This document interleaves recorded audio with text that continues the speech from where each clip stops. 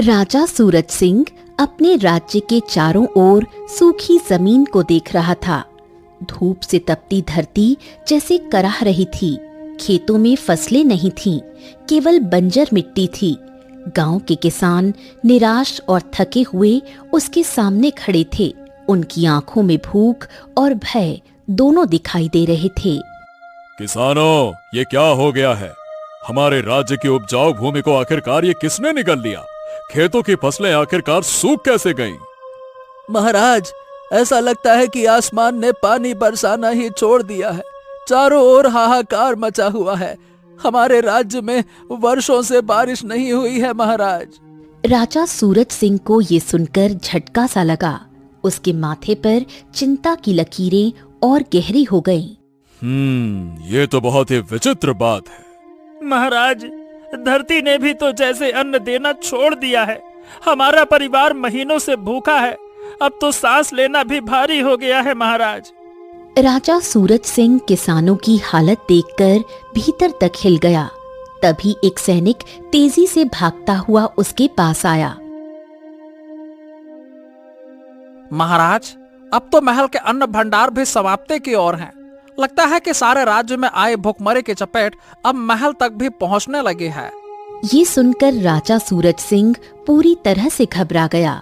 उसके पैरों तले जमीन खिसक गई। तभी उसके कानों में एक जानी पहचानी स्नेह भरी आवाज गूंजी। अजी उठिए, क्या हुआ? उठिए ना। राजा सूरज सिंह हड़बड़ाकर उठ बैठा। उसका शरीर पसीने से भीगा हुआ था और चेहरा डर से पीला पड़ गया था। हाँ, इसका मतलब मैंने सपना देखा। मैं सपना देख रहा था। आप सोते हुए काफी करवटें बदल रहे थे, जैसे किसी अंधेरे में भटक रहे हो, और आपका चेहरा भी डर से सफेद पड़ गया था। क्या कोई भयानक सपना देख रहे थे? हो, हाँ रूप सुंदरी, मैंने बड़ा ही भयानक सपना देखा। मैंने देखा कि हमारे राज्य में वर्षों से बारिश नहीं हो रही है। धरती ने अन्न उगाना छोड़ दिया है और भूखमरी की शुरुआत महल तक पहुंच गई है। रूप सुंदरी ये सुनकर कुछ क्षण के लिए स्तब्ध रह गई। उसने राजा के चेहरे को ध्यान से देखा, फिर धीरे से कहा, फिर तो आपका सपना वास्तव में बहुत ही डरावना था। कुछ देर बाद राजा सूरज सिंह राज दरबार में पहुंच गया, लेकिन उस डरावने स्वप्न की परछाई उसके चेहरे पर अब भी तैर रही थी। राजा सूरज सिंह के चेहरे पर चिंता की लकीरें देखकर उसका मंत्री भैरव सिंह उससे बोला, महाराज, आपके मुख पर ये चिंता की गहन छाया क्यों है? क्या कोई समस्या उत्पन्न हो गई है क्या? मंत्री भैरव, आज रात्रि को मैंने एक अत्यंत भयानक स्वप्न देखा। उस स्वप्न में मैंने देखा कि हमारा संपूर्ण राज्य भूखमरी और सूखे की चपेट में आ गया है। राजा सूरज सिंह की बात सुनकर वहां बैठा एक दरबारी चौंकते हुए राजा सूरज सिंह से बोला, महाराज, ये स्वप्न किसी साधारण व्यक्ति का नहीं, एक सम्राट का है। इसका अर्थ अवश्य ही कोई विशेष होगा। आपको इस स्वप्न का अर्थ किसी सिद्ध साधु से पूछना चाहिए। हम भी यही विचार कर रहे थे। महाराज, मैं एक तपस्वी साधु को जानता हूँ। यदि आप आज्ञा दें तो मैं स्वयं उन्हें राजमहल में आमंत्रित करके ले आऊं। नहीं नहीं नहीं नहीं नहीं, साधुजन संसार की माया से मुक्त होते हैं। हम उन्हें बुलाकर उनका अपमान नहीं करना चाहते। हम स्वयं उनके कुटिया में जाकर उनका मार्गदर्शन प्राप्त करेंगे। राजा सूरज सिंह कुछ विश्वस्त दरबारियों और मंत्री भैरव सिंह के साथ जंगल की ओर प्रस्थान कर गया। कुछ देर बाद राजा सूरज सिंह, मंत्री भैरव सिंह और 2 सैनिक साधु की कुटिया में प्रवेश कर गए। राजा सूरज सिंह को देखकर साधु रहस्यमयी अंदाज में बोला, वर्षों बाद कोई राजा साधु की कुटिया तक आया है। निश्चय ही ये कोई विशेष कारण से हुआ है। महाराज, मैंने एक स्वप्न देखा जो मुझे विचलित कर गया। कृपया उसका अर्थ बताने की कृपा करें। इतना बोलकर राजा सूरज सिंह अपने सपने के बारे में साधु को बताने लगा। सपने के बारे में सुनकर साधु रहस्यमयी अंदाज में राजा सूरज सिंह की ओर देखकर बोला, महाराज, जब कोई राजा अपनी प्रजा की पीड़ा से दृष्टि हटा लेता है तब ऐसे ही दो स्वप्न राजाओं को चेतावनी देते हैं। आपने जो स्वप्न देखा वो इंगित करता है कि आपकी प्रजा का अन्न अर्थात किसानों की मेहनत किसी द्वारा चुपचाप लूटा जा रहा है। ओह, तो फिर उस व्यक्ति का नाम बताइए साधु महाराज। कौन है जो मेरी प्रजा में लूटपाट कर रहा है? ऐसा वही कर सकता है जो स्वभाव से चोर हो, जो दूसरों की मेहनत से कमाए धन और अन्न को अपनी चालाकी से चुराता है। महाराज, अब आपकी आंखें खोलने और कान तेज करने का समय आ गया है। अपनी न्याय प्रणाली को सुदृढ़ कीजिए महाराज। हम समझ गए साधु महाराज। आपका बहुत बहुत धन्यवाद। अब हमें क्या करना है ये बिल्कुल स्पष्ट है। चलिए, प्रणाम। राजा सूरज सिंह साधु को प्रणाम कर अपने दल सहित महल लौट आया। अगले दिन राजा सूरज सिंह राज दरबार में घोषणा करते हुए बोला, मंत्री भैरव, समस्त राज्य में यह घोषणा करवा दो कि आज से यदि कोई भी व्यक्ति चोरी करते पकड़ा गया तो उसे 50 कोड़े की सजा दी जाएगी। जाओ। ये सुनकर दरबारियों में खलबली मच गई। लेकिन महाराज, 50 कोड़े की सजा, एक साधारण चोर तो इससे प्राण ही त्याग देगा। क्या ये दंड बहुत कठोर नहीं है महाराज? नहीं नहीं नहीं, यही वो भय है जो राज्य को चोरों से मुक्त करेगा। साधु महाराज ने हमें बताया कि न्याय प्रणाली को सशक्त करना आवश्यक है। अब चाहे चोर कोई बड़ा व्यापारी हो, कोई जमींदार हो या कोई सामान्य नागरिक, कोई भी चोरी करेगा तो वही दंड पाएगा। और यह भी घोषणा करवा दो कि हम स्वयं प्रत्येक माह अपने सैनिकों के साथ राज्य का दौरा करेंगे। किसी को भी अंधकार में जीने की छूट नहीं दी जाएगी। राजा सूरज सिंह की कठोर और न्यायपूर्ण घोषणा से समस्त केशव नगर में हलचल मच गई। 50 कोड़ों की सजा का नाम सुनते ही चोरों के हृदय भय से कांप उठे। राज्य में एक नई न्यायिक व्यवस्था का आरंभ हो चुका था। एक दिन राजा सूरज सिंह अपने मंत्री भैरव सिंह के साथ राज्य भ्रमण पर निकला। दोपहर की धूप में बाजार की चहल पहल जारी थी। तभी एक रोटी की दुकान के सामने लोगों की भीड़ दिखी। मंत्री जी, वहां सामने इतनी भीड़ क्यों जमा है? लगता है कोई झगड़ा हो गया है महाराज। तो फिर हमें देखना चाहिए। ये कहकर राजा सूरज सिंह मंत्री भैरव सिंह के साथ उस भीड़ की ओर बढ़ गया। वहां जाकर उसने देखा कि गांव के कुछ लोगों ने एक दुबले पतले व्यक्ति को पकड़ रखा है। उसे मार रहे हैं। रुक जाओ, ऐसे एक दूसरे को मार क्यों रहे हो? बात क्या है? राजा को देखकर सब लोग सहम गए। तभी एक व्यक्ति आगे बढ़कर बोला, महाराज, मैं बाजार में रोटियां बेचता हूँ। ये जो व्यक्ति है इसका नाम मोहन है। ये पिछले कुछ दिनों से मेरी दुकान से रोटियां चुरा कर भाग रहा है। आज तो इसने हद कर दी महाराज। 4 रोटियां चुरा कर भाग रहा था, मैंने पकड़ लिया।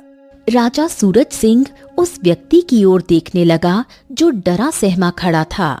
क्या ये सच है? महाराज, मेरी बात तो सुनिए। मेरा परिवार। मुझे ये मत बताओ कि तुम्हारे परिवार की क्या हालत है। मेरे कानों ने बस यही सुना कि तुमने चोरी की है, चाहे वो रोटी की हो या सोने के भंडार की। चोरी चोरी होती है। बताओ, क्या तुमने सच में चोरी की? महाराज, मैंने मजबूरी में चोरी की। हर चोर कोई ना कोई मजबूरी बताता ही बताता है। तुमने खुद अपनी जुबान से स्वीकार किया है कि तुमने चोरी की है। अब इससे फर्क नहीं पड़ता कि तुम्हारी मजबूरी क्या थी। तुमने मेरे आदेशों की अवहेलना की है। सिपाही, इसे 50 कोड़े लगाओ अभी। ये सुनकर वहां मौजूद सभी लोग भयभीत हो गए। तभी वो दुकानदार बोल पड़ा, महाराज क्षमा चाहूंगा, लेकिन 50 कोड़े तो इसके लिए बहुत है। कोई बात नहीं महाराज, क्षमा कर दीजिए। मैं माफ करने को तैयार हूँ। हमें ये मत बताओ कि क्या करना है और क्या नहीं। यहाँ के राजा हम हैं, तुम नहीं हो, समझे? मोहन को 50 कोड़े लगाए जाएं। सिपाही कोड़े मारने लगा, लेकिन बेचारा मोहन 20 कोड़े भी सह नहीं पाया और दम तोड़ बैठा। मोहन की मृत अवस्था देखकर राजा सूरज सिंह गंभीर हो गया। उसने मंत्री भैरव सिंह की ओर देखा। हो, लगता है ये बीमार था।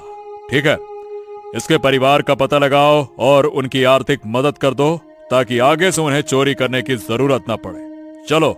ये कहकर राजा सूरज सिंह सीधे महल की ओर रवाना हो गया। समय ऐसे ही बीतने लगा। धीरे धीरे राजा सूरज सिंह का केशव नगर राज्य एक तरह से चोरों से मुक्त हो चुका था। चोर अब चोरी के नाम से भी कांपने लगे थे। सच तो ये था कि चोर भूल चुके थे कि आखिर चोरी कैसे होती है।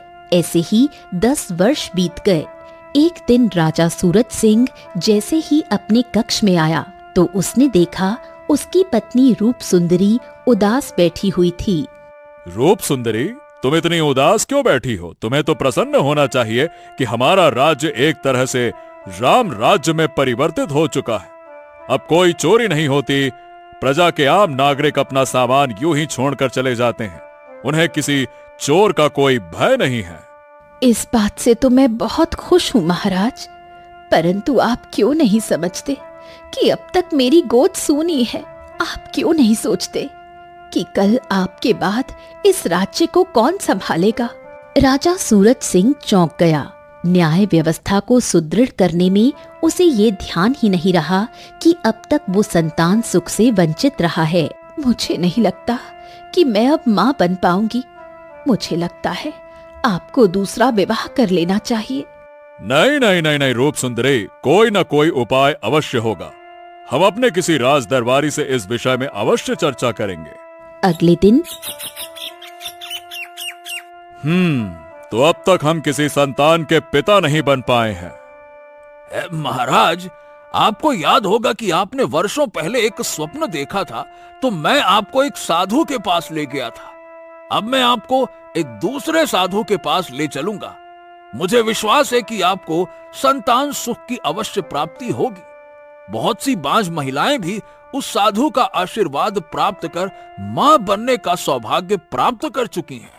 अगले दिन राजा सूरज सिंह अपने दरबारी के साथ जंगल में उस दूसरे साधु के पास चला गया। साधु महाराज प्रणाम। मैं अब तक संतान सुख से वंचित हूँ। ये लो, ये सेब अपनी पत्नी को खिला देना। राजा सूरज सिंह वो सेब लेकर आया और रूप सुंदरी को देते हुए कहा, इस सेब को खा लेना। साधु महाराज का दावा है कि इससे संतान सुख की प्राप्ति हो जाएगी। रूप सुंदरी ने सेब खा लिया। कुछ ही दिन बाद वो प्रसन्न होकर राजा सूरज सिंह से बोली, महाराज, मैं गर्भवती हूँ। हाँ? अरे वाह वाह वाह वाह, ये तो चमत्कार हो गया। मुझे विश्वास था। बहुत उत्तम। कुछ समय बाद रूप सुंदरी ने एक सुंदर पुत्र को जन्म दिया। पुत्र के जन्म के बाद राजा सूरज सिंह अपार प्रसन्नता में डूब गया। उसके मन में साधुओं के प्रति श्रद्धा और भी बढ़ गई। एक दिन वो मंत्री भैरव सिंह से बोला, मंत्री भैरव सिंह, सुनिए, जाकर पूरे राज्य में ऐलान करवा दीजिए कि अब से हमारे राज्य में साधुओं का सम्मान करना अनिवार्य होगा। यदि कोई व्यक्ति किसी साधु का अपमान करते हुए पकड़ा गया तो उसे कठोरतम दंड मिलेगा। और हाँ, हमारे महल में अब किसी भी साधु को बेधड़क आने की अनुमति दे दी जाए। राजा सूरज सिंह का फरमान राज्य में तत्काल प्रभाव से लागू कर दिया गया। समय आगे बढ़ता गया और एक बार फिर 10 वर्ष बीत गए। राजकुमार आदित्य अब 10 वर्ष का एक सुंदर तेजस्वी बालक बन चुका था। उधर विजयनगर राज्य में राधा चूल्हे पर रोटियां बना रही थी। तभी वहां उसके घर पर गांव का जमींदार आ पहुंचा। ए, तुम्हारा पति कहाँ है राधा? बताओ, कहाँ है वो? क्या हुआ? आप इतने क्रोधित क्यों हैं? अरे, कल रात मेरी हवेली में आभूषणों की चोरी हो गई है और मुझे पूरा शक है, अरे शक नहीं यकीन है कि चोरी तुम्हारे पति ने ही की है। तभी वहां आदित्य आ गया।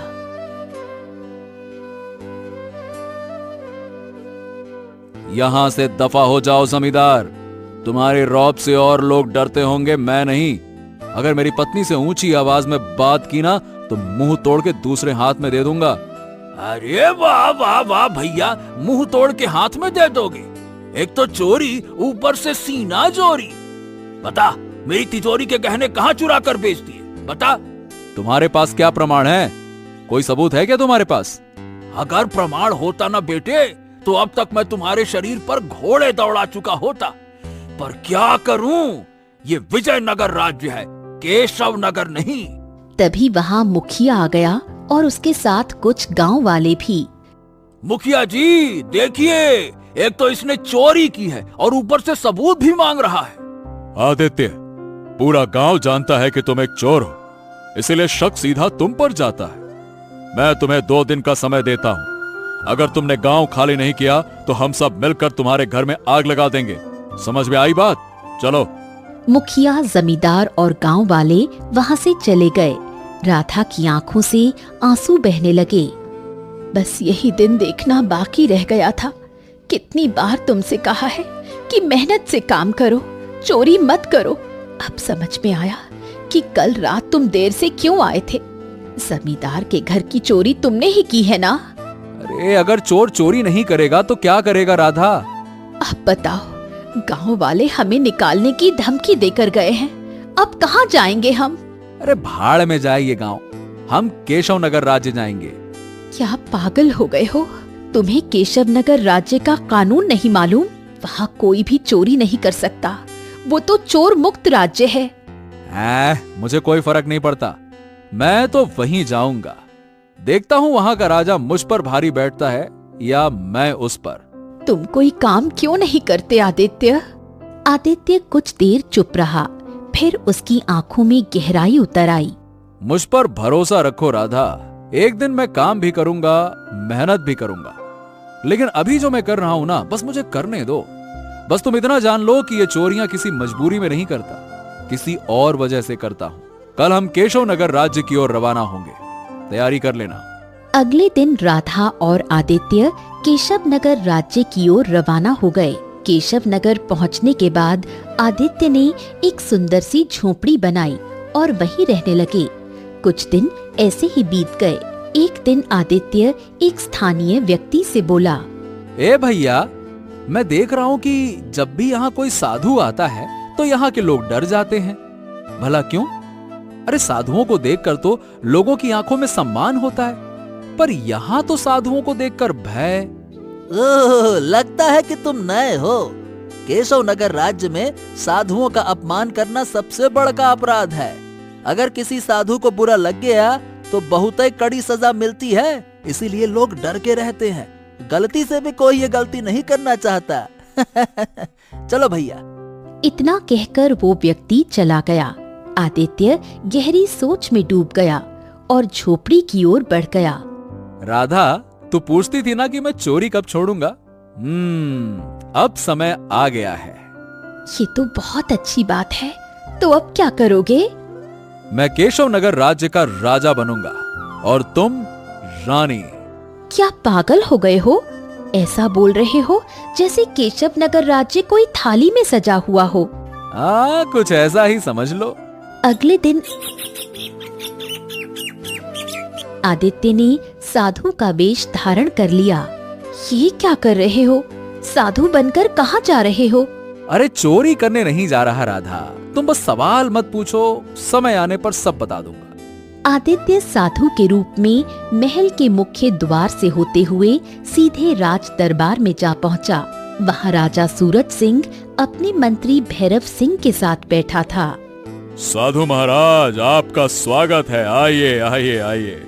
राजन, सुना है कि आपके राज्य में साधुओं का अपमान वर्जित है। ये जानकर मैं बहुत प्रसन्न हुआ। मुझे लगा आपसे मिलना चाहिए। आपने बहुत अच्छा किया साधु महाराज। राजन, मैं आपकी बुद्धि की परीक्षा लेना चाहता हूं। अगर आपने मेरे 3 प्रश्नों का उत्तर दिया तो मैं आपकी बुद्धि का सम्मान करूंगा, लेकिन अगर नहीं दे पाए तो आप इस राज्य के योग्य नहीं माने जाएंगे। अच्छा ठीक है, आप प्रश्न पूछ सकते हैं साधु महाराज, पूछिए। नहीं राजन, पहले आप वचन दीजिए। यदि आप मेरे 3 प्रश्नों का उत्तर नहीं दे पाए तो आप अपना सिंहासन छोड़ देंगे और यदि आपके राज्य में कोई भी व्यक्ति उन 3 प्रश्नों का उत्तर दे दे तो आप स्वयं अपने हाथों से उसे मुकुट पहनाएंगे। आपने तो मुझे कठिन निर्णय के द्वार पर लाकर खड़ा कर दिया है साधु महाराज। लेकिन राजन, आपके ही बनाए नियमों के अनुसार साधु का अपमान तो दंडनीय है। यदि आप मना करते हैं तो फिर तो ये मेरा अपमान होगा। राजा कुछ देर चुप रहा, फिर गंभीर स्वर में बोला, ठीक है साधु महाराज, हम आपको वचन देते हैं। तो सुनो, ये है मेरे 3 प्रश्न। पहला प्रश्न, वो कौन सी चीज है जो जितनी बांटी जाती है उतनी ही बढ़ती जाती है? दूसरा प्रश्न, वो क्या है जो बिना पंख के उड़ती है, बिना मुंह के बोलती है और बिना शरीर के हर स्थान पर पहुंच जाती है? तीसरा प्रश्न, वो कौन है जो न दिखाई देती है न सुना जाता है, पर सबसे बड़ी शक्ति वही रखता है? दरबार में सन्नाटा छा गया। राजा सूरज सिंह मौन हो गया। मंत्री भैरव सिंह भी सोच में पड़ गया। सारे दरबारी एक दूसरे का मुंह ताकने लगे। साधु महाराज, ये प्रश्न आसान नहीं है, हमें समय चाहिए। राजन, समय नहीं, उत्तर चाहिए, उत्तर। आपने वचन दिया है, यदि आप उत्तर नहीं दे सकते तो राज्य का निर्णय होना चाहिए फिर तो। राजा चुप रहा। भैरव सिंह भी नाकाम रहा। अंततः साधु ने घोषणा की, सारे राज्य में ऐलान करवा दीजिए मंत्री जी, जो मेरे 3 प्रश्नों का उत्तर देगा वही इस राज्य का नया राजा बनेगा। और यदि आपने वचन तोड़ा तो आपके महल और आपके राज्य की राख भी नहीं बचेगी।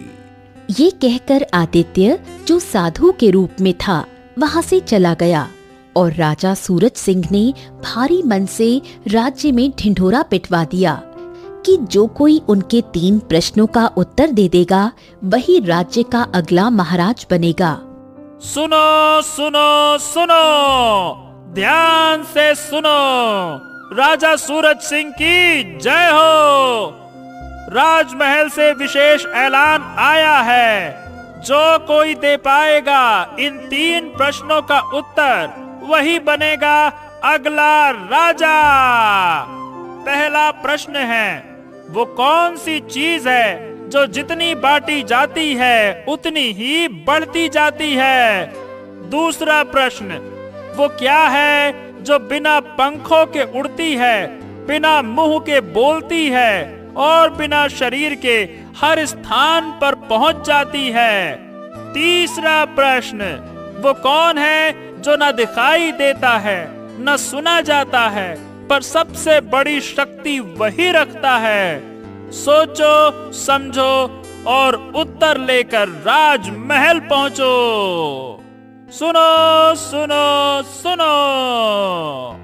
राज्य के कोने कोने में ये आवाज फैल गई। कुछ विद्वान चुप हो गए, कुछ पंडित सोच में डूब गए, पर राधा की झोपड़ी में कोई मुस्कुरा रहा था। आदित्य, तुमने सुना राजा सूरज सिंह ने क्या ऐलान किया है? हाँ, पता है। और वो ऐलान उससे मैंने ही करवाया है। क्या? तो इसका मतलब जिस साधु ने राजा सूरज सिंह से सवाल पूछे वो तुम थे? हाँ, वो साधु मैं ही था और अब मैं उन्हीं सवालों के उत्तर देने जा रहा हूँ। कहीं तुम पकड़े ना जाओ। मैंने अपने जीवन में जितनी भी चोरियां की हैं, आज तक कभी पकड़ा नहीं गया। और आज मैं अपने जीवन की सबसे बड़ी और अंतिम चोरी करने जा रहा हूँ, पूरे राज्य की चोरी, और वो भी राजा की आंखों के सामने। बस तुम देखते जाओ। चलो, तुम्हें कुछ हो ना जाए।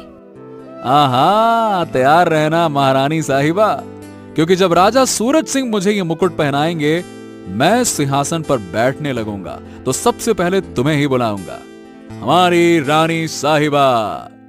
चलिए। अगले ही दिन आदित्य सीधा राज दरबार जा पहुंचा। दरबारियों के बीच वो साधारण सा ग्रामीण आत्मविश्वास से भरा खड़ा था। तो क्या तुम जानते हो मेरे 3 प्रश्न के उत्तर? महाराज को सबसे पहले मेरा प्रणाम। जी महाराज, मैं बिल्कुल जानता हूं। तो बताओ, पहले प्रश्न का उत्तर दो।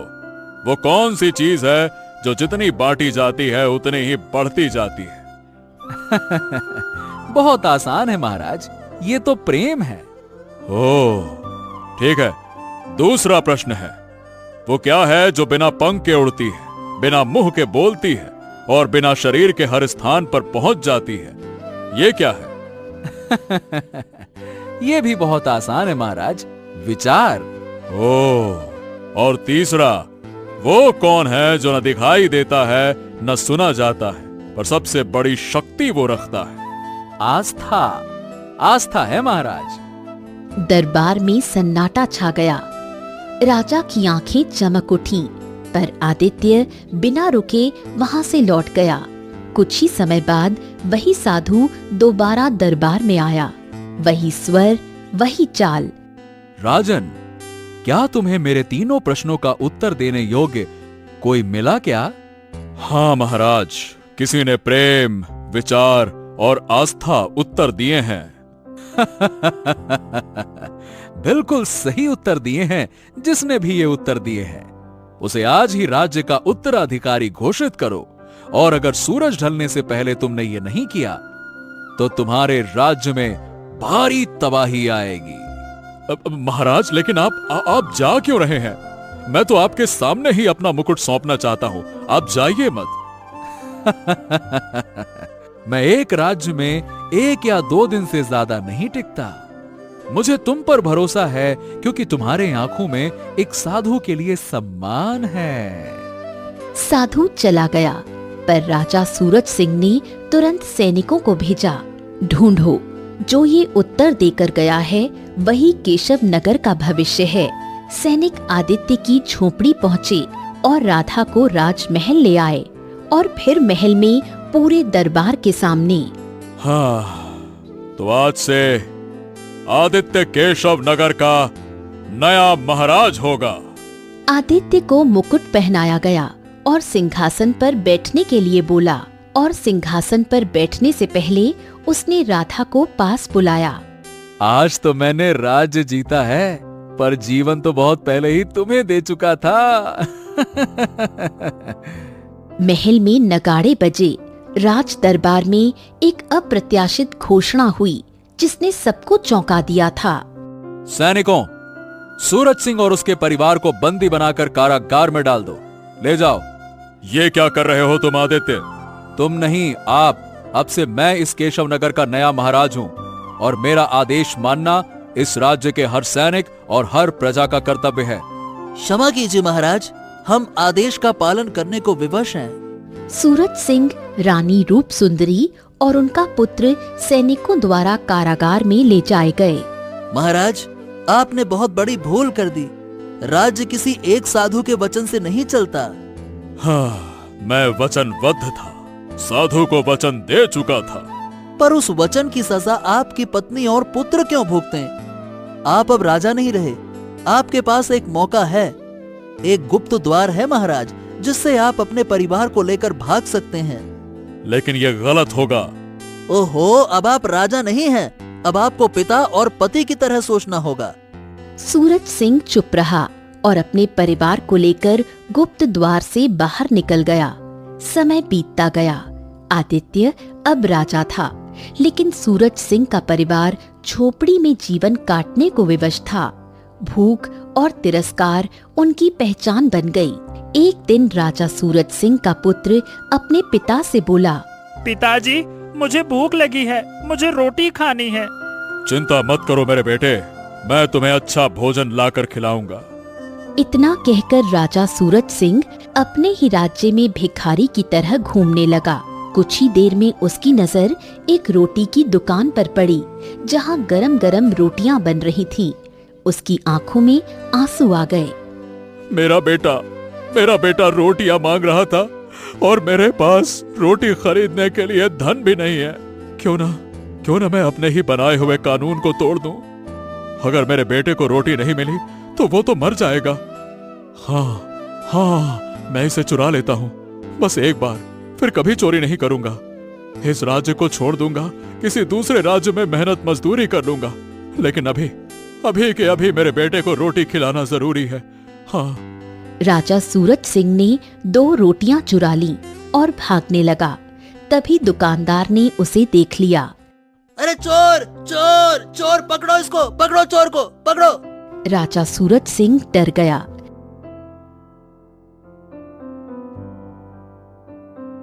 मूर्ख कहीं के, तुझे चोरी करने की क्या जरूरत थी? एक बार मुझसे कह देता तो मैं तुझे रोटी दे देता। तभी वहां एक सैनिक आ पहुंचा। इसे राज दरबार चलना होगा। अरे क्या कह रहे हो भाई, राज दरबार में? अरे वहाँ तो इसे 100 कोड़े मारे जाएंगे, यह झेल नहीं पाएगा, मर जाएगा। महाराज का आदेश है, और अगर मेरी भी शिकायत दरबार में पहुंची तो मैंने सब जानते हुए भी ये बात छुपाई तो मेरी भी खाल उतार दी जाएगी और तुम भी चलोगे गवाही देने के लिए, समझे? चलो। कुछ ही देर में सैनिक, दुकानदार और राजा सूरज सिंह राज दरबार में खड़े थे। चोरों की तरह सिंहासन पर बैठा आदित्य उन्हें रहस्यमयी अंदाज में देख रहा था। कौन है ये? महाराज, इसने चोरी की है इस दुकानदार की दुकान से। महाराज, इसने 2 रोटियां ही चुराई थी, लेकिन मैं नहीं चाहता इसे सजा मिले। अच्छा, और तुम क्यों नहीं चाहते हो कि इसे सजा मिले? अब आप स्वयं बताइए। कोई धन चुराए तो समझ में आता है, पर रोटी तो वही चुरा सकता है जिसकी भूख या उसके परिवार की भूख चरम सीमा पर पहुंच गई हो। जरूर कोई भूखा होगा महाराज, या इसका कोई अपना तड़प रहा होगा। इस तरह से सोचिए ना।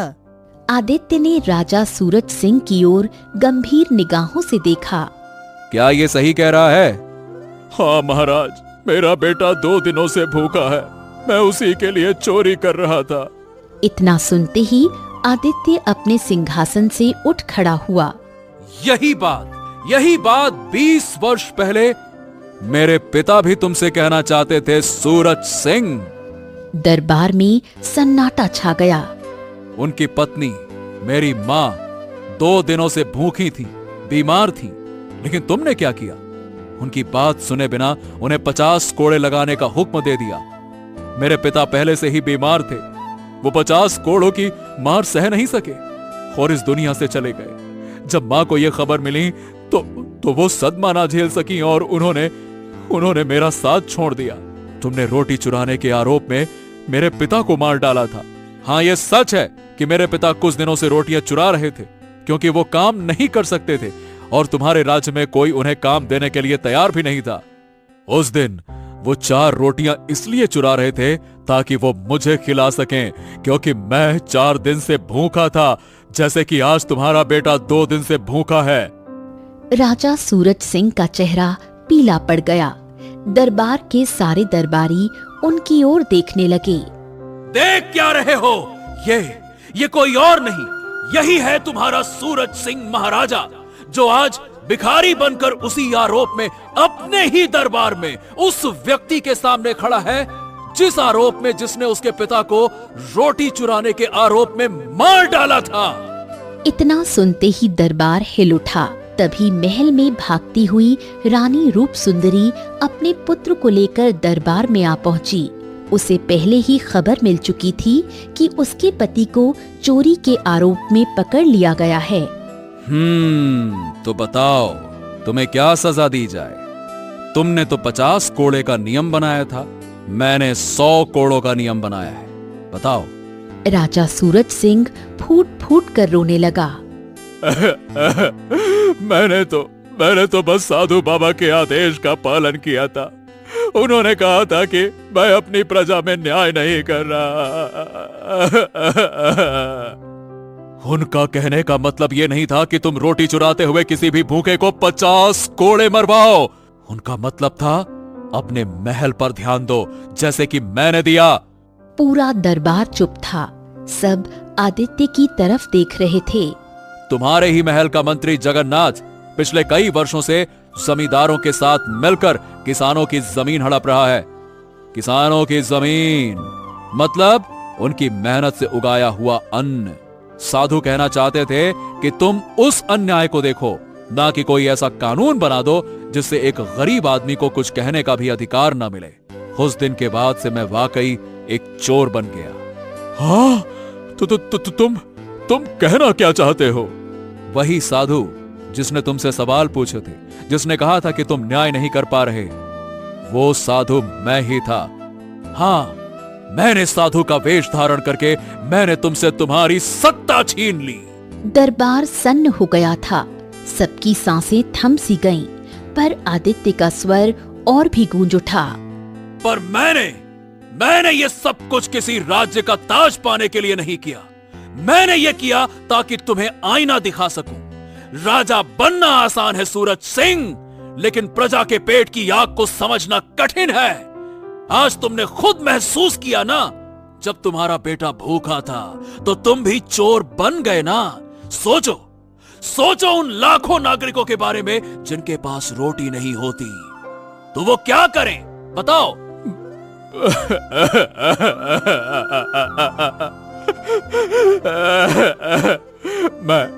मैं गलत था।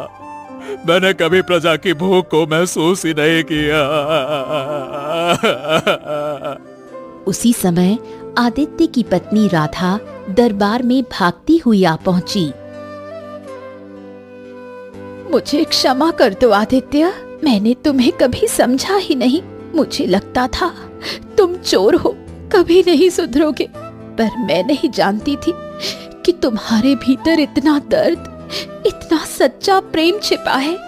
अब ये राज्य तुम्हारा है, ये चोर इसे भीख में लौटाता है। मुझे क्षमा कर दो आदित्य, मुझे क्षमा कर दो।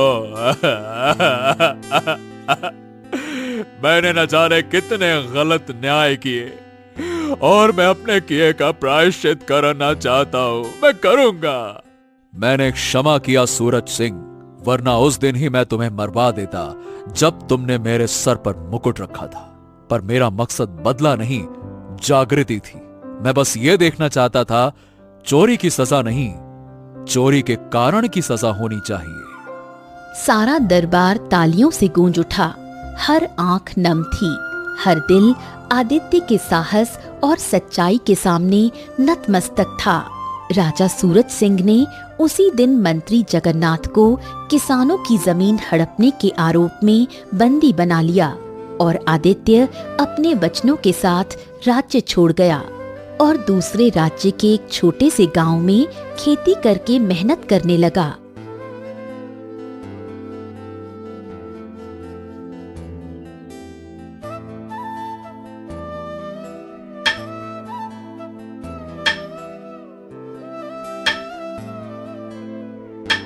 कुछ दिन बाद, अरे अब मेरा बदला पूरा हो गया राधा, अब तो मैं मन लगाकर मेहनत करूंगा।